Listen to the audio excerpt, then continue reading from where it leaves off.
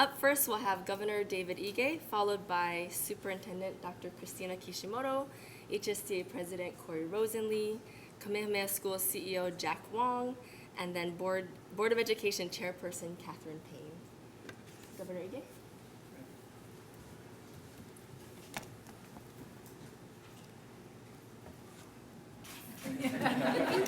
I always wanted to know what it felt to be closer to 6 feet tall than 5'6".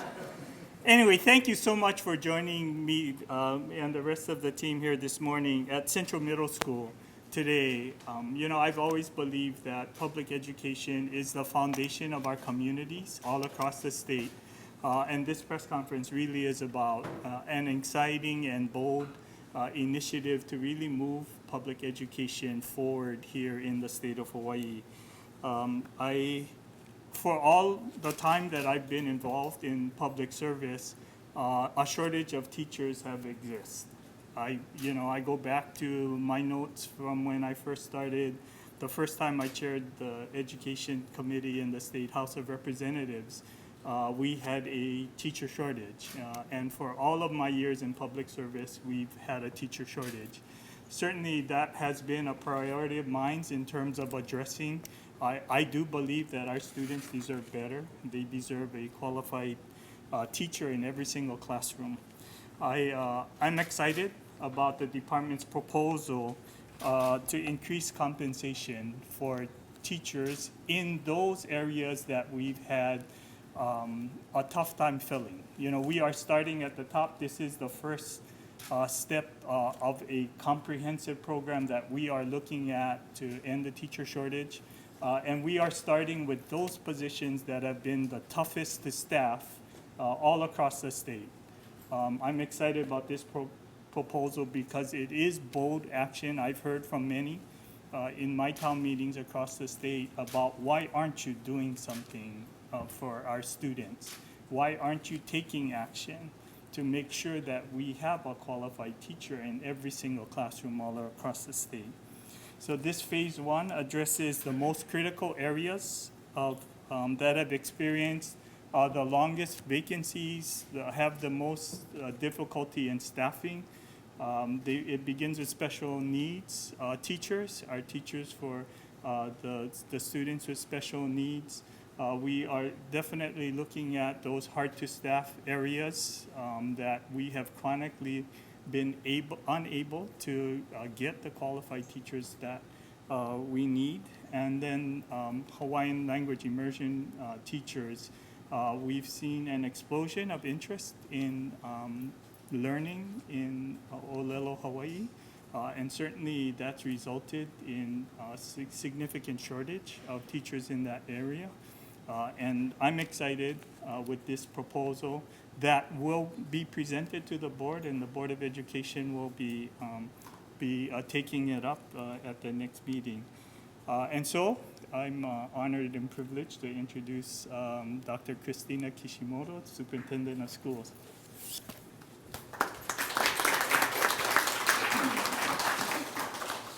Aloha, thank you for joining us today. I think how a community chooses to come together to support its public education system speaks loudly to the love and care, the aloha we truly have of our keiki and of our community. So while there's no single solution to the teaching staffing challenges that we are seeing nationwide and is not new, as a child in the South Bronx in New York City, in the 1970s we were talking about teacher shortage, but this is solvable. And we have a shortage now in our state, and we must take bold action to help us realize Hawaii's exceptional public education system. Inaction is not an option, and that's why we're here today. The department has made a promise to provide equitable access to quality education to every child in Hawaii. Fulfilling this promise begins with the department ensuring that our students have access to high-quality teachers for every student, every child, every classroom across our state. The difficulties in recruiting and retaining qualified teachers for special education, Hawaiian language immersion programs, and our bell system, and hard-to-staff areas has created an equity issue for our students with the highest needs. This is an equity issue, and we need to call it what it is. By targeting these areas in phase one, Yes, phase one of multiple phases to come. We are taking bold action to address the achievement gap that has impacted our schools for too long. We're facing a demanding task that will take the vision and expertise of many, and I'm inviting influencers from across the state to be at the table who are ready to take action. No more talk, we have the data, we're taking action. I've been thrilled to work in partnership with the governor, the Board of Education, my leadership team, many who are here today, and I invite you to ask them questions, and HSTA to think deeply about how to solve these challenges. And we know how to solve them. This is step one. And while today's announcement is undoubtedly positive news, know that we are not taking our foot off the gas. It is our collective responsibility to keep moving forward and to solve this. I intend to come back in early 2020, a month away, with a phase two proposal to take to the legislature, because I'm committing to advancing a profession that engages in the most important and noteworthy work, the preparation of our Hamana as our future leaders to ensure a viable and sustainable Hawaii. We use this language all the time. Now we need to take action to ensure that it in fact happens. We have listened to the feedback of not only our teachers, our educators, but also of our young people who question whether they should pursue their passion in education because they're worried that they will not be able to attain a livable wage as an educator in Hawaii. It is time for bold action to unleash the power and promise of public education on behalf of our Hamana. And I'm so proud to present one of our partners in this work, Corey Rosenlee, HSTA President.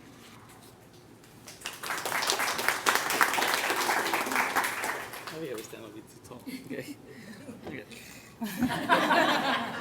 I feel so tall. Okay. Thank you. Today is a good day for the keiki of Hawaii, and trying to fulfill that dream that all of our children, regardless of where they live, what their ethnicity is, what their special needs are, that all of them have access to qualified teachers. HSTA is very aware that this is not going to solve all of our problems, and that we still must find a way to make sure that we give our teachers fair compensation and a professional wage.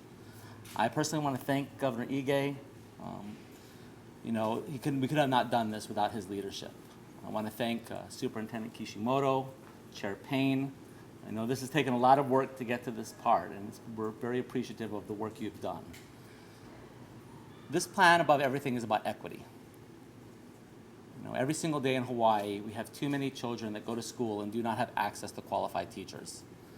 Some of our students in our hardest to staff areas, our students with special needs, year after year, go to school every day, and do not have that equal access to those teachers. And that this is something that we're trying to change.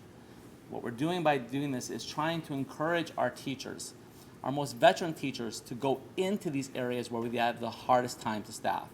To try to encourage teachers that have maybe a special education background, that have left special education, to return. And to make sure that, Hawaiian immersion, that we not only make sure that the kids currently in Hawaiian immersion, but we can expand this program by making sure that we have more people that are willing to become Hawaiian immersion teachers.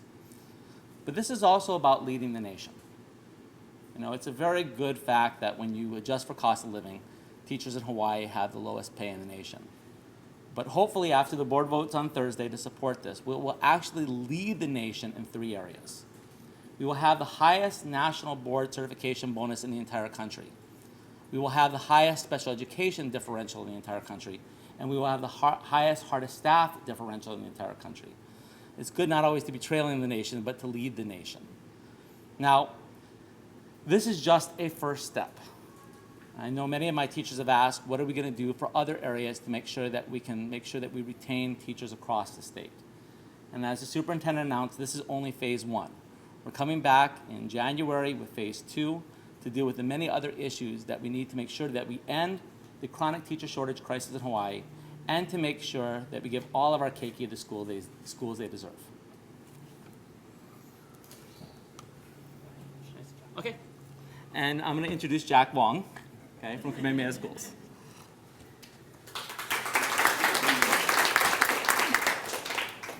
Aloha mai kākou. Kamehameha Schools is so pleased and proud to support public education in our state.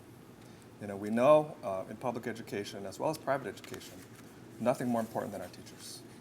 And upholding, uplifting our teachers is critical. And this is a good or great first step by the Governor, Board of Education, Department of Education, and HSTA to really advance and see that our teachers and the profession of teaching is held to its proper place in our community. And it's something that we look forward to working with HSTA as well as DOE and the Governor as we look for other steps to uplift that profession, to make sure we all recognize that every student deserves to have a great teacher in their classroom. Aloha.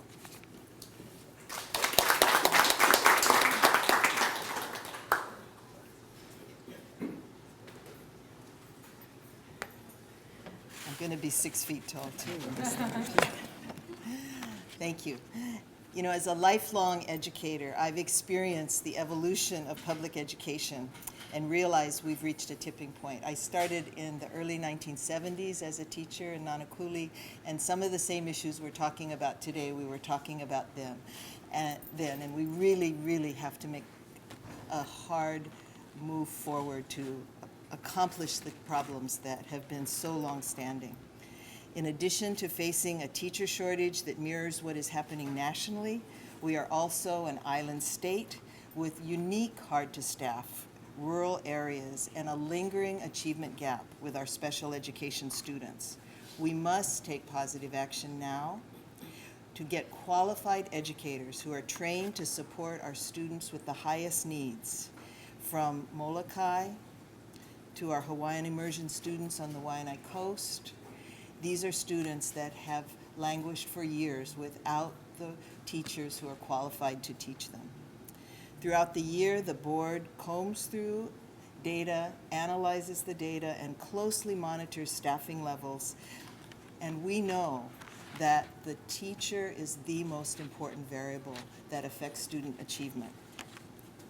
The areas of special education, hard to staff, and Hawaiian immersion continue to be a concern and our greatest areas of qualified teacher lack.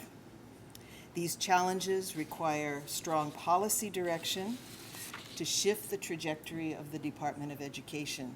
The board will be taking up this proposal on Thursday at our meeting, and I also want to emphasize that this is just the first step as we continue to collaborate with Governor Ige, Superintendent Kishimoto, and HSTA, and all of the other stakeholders who are key. This is a community effort. It cannot be just the organizations who are directly working with the students. This has to be a movement of our whole community. If we really want to close the achievement gap, additional action will be necessary as we look for solutions and strategies to retain licensed tenured teachers. This is about what is doing best for our students. They are at the heart of our decisions and the reason why we are here today. I couldn't be more honored than to be part of this momentous step as we work to ensure that our students have the best teachers, preparing them for life.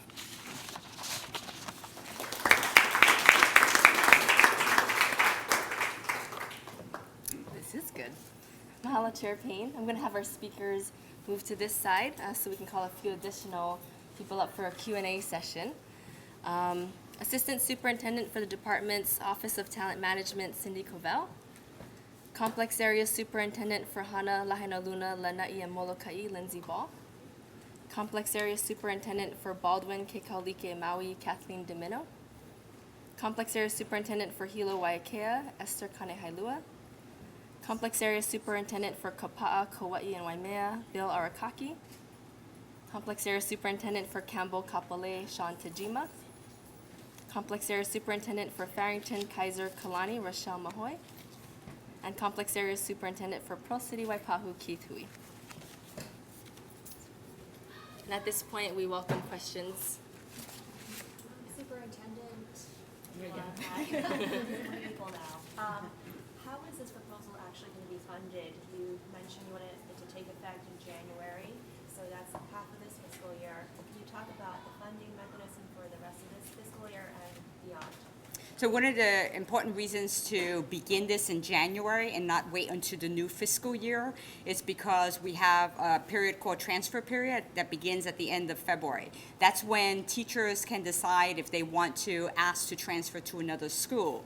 And we know that teachers who have made commitments to be in an area such as an area that Lindsay Ball oversees, that are hard to fill locations because they're rural and they're isolated, they make a 2 or 3 year commitment and then they seek to transfer. We want to be able to encourage teachers with this differential to stay for a longer time period and to commit to these areas with this differential pay. In terms of the funding, we've worked closely with Governor Ige around this year's budget and the proposed budget that he has for next year. So I'm going to have him answer the funding question. You know, certainly, we have been in discussions with the department and members of the board to really look at what would be possible and what proposals would be. So upon approval by the board, we are prepared to include it in our executive supplemental budget that will be submitted to the legislature in mid-December.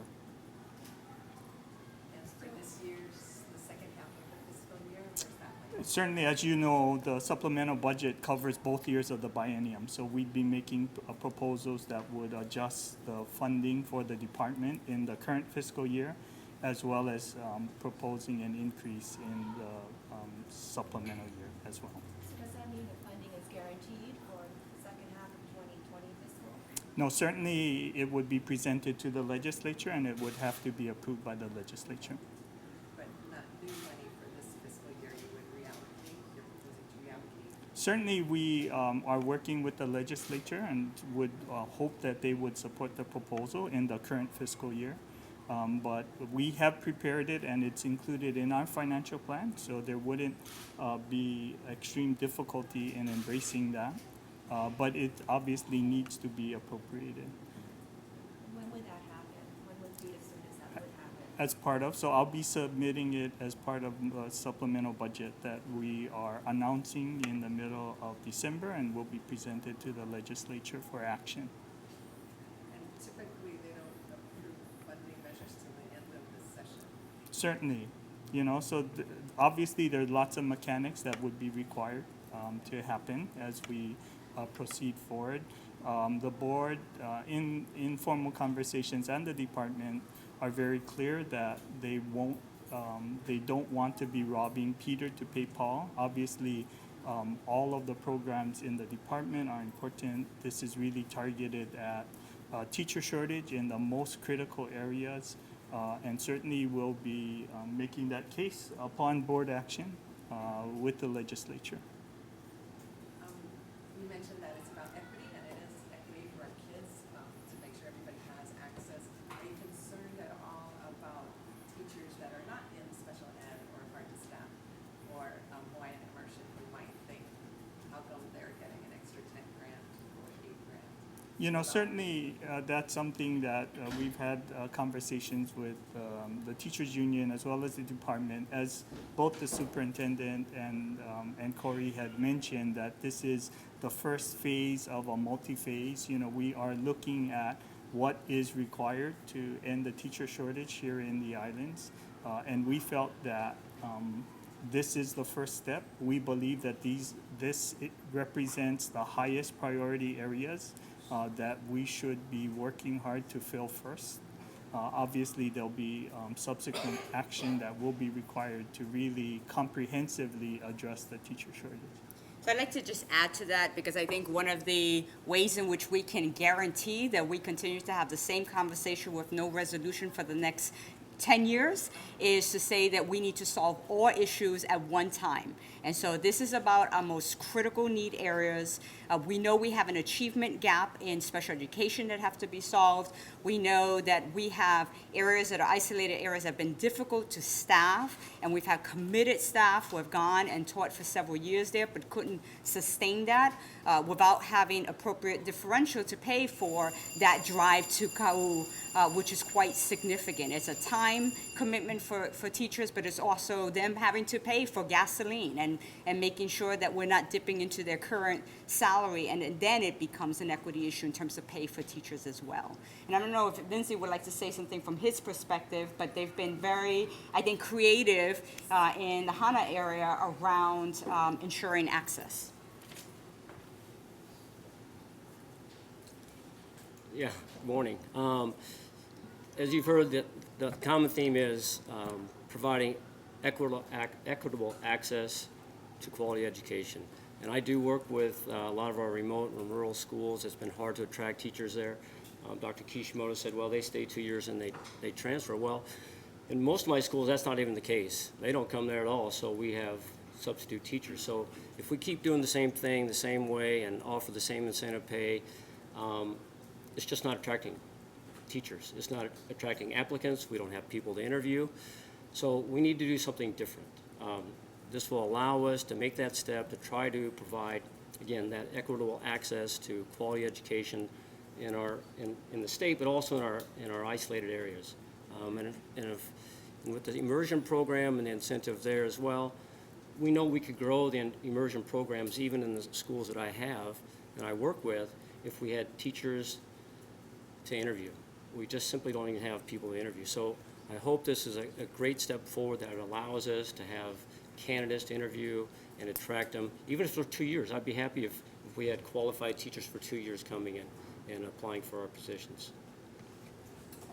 Governor, again, just to return to the question on funding, if I was a qualified and licensed special education teacher now currently with the DOE but wanting to join, let's say, in February of next year or even September of next year, what would you tell me to guarantee to ensure, put me at ease, that I will be definitely getting a 10,000 differential, either for the first half of 2020 or starting in next school year?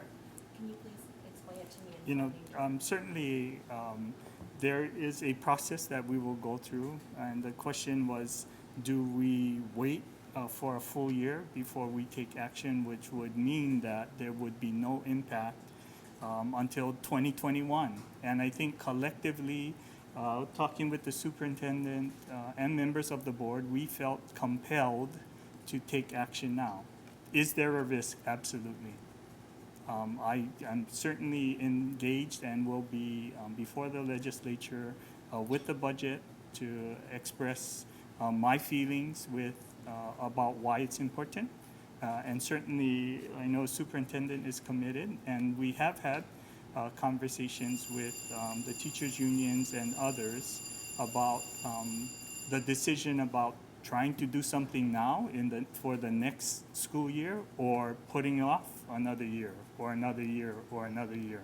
And the decision was that we wanted to take action now for next school year.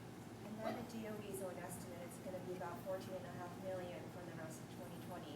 So where exactly in the governor's budget would that be coming from to draw from?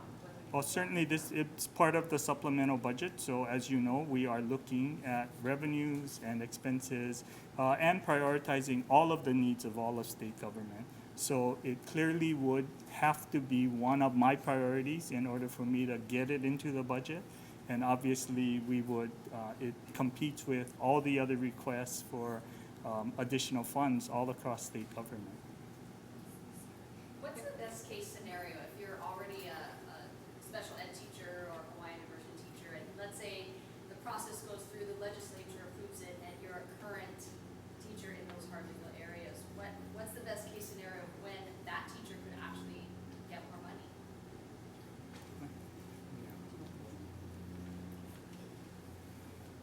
So the current plan is to start this in January of 2020 with the $10,000 differential for the special ed teachers. So if the funding is available, we would plan to start it in January so we could influence the teacher transfer period that starts in late February to influence next school year. We have time for one more question. Superintendent, I have one for the superintendent. We might need to do 2 more questions. We'll make it real short. Can you talk a little bit more about this phase 2 portion? You're talking about this pilot project starting in, that you're going to unveil next year. Does that have anything to do with the salary schedule? Because as we know, the more years of experience you have in Hawaii doesn't necessarily guarantee a higher elevation in pay. Hawaii has very, condensed or compressed salary schedule. How will your pilot address that? So, without speaking out of turn, because we're doing the research now to finalize the phase 2 request, I will say that there are multiple factors that impact recruitment and retention of teachers. Cost of living, access to affordable housing, the differentials certainly help. The fact that we've had a history where teacher pay has been frozen and we have more experienced teachers that might get paid today, similarly to less experienced teachers. So we are both rolling out a comprehensive approach to recruitment and retention that will have multiple factors, and then phase 2 will be the slice of work that we're going to be pulling out of that we think is most critical to happen beginning this next school year. So we will be coming back with that proposal. Actually, I had the same question about the compression plan looking ahead. Just one other thought, the educational assistants. I got an email this morning from a former DOE person saying that they had raised the level of EA credentials to associate's level, but the pay didn't change, and it's really hard to recruit EAs. Did you discuss trying to get them differential? So Susan, you know what's great about that question? Is that with a focus on these 3 critical areas, it opens the door to what is a larger issue, which is how are we generating revenues to create competitive salaries for all DOE employees, and that's going to raise other questions. For example, government is the largest employer in this state, and tourism is second to government. And so government should be the most innovative with competitive salaries in order to retain talent here, because it's part of sustaining our business and industry and government infrastructure. So, starting here is only going to open up other questions and questions about EAs and other positions. We also hire architects. We have electricians. And so every industry you can imagine out there is represented. We need computer science teachers. All of those questions are going to continue to come up. But like I said, it's the scope of questions that need to be answered in terms of how we will generate revenue to support this that often leads us to inaction. And so we're focusing on 3 areas that are critical areas so that we can keep working at this.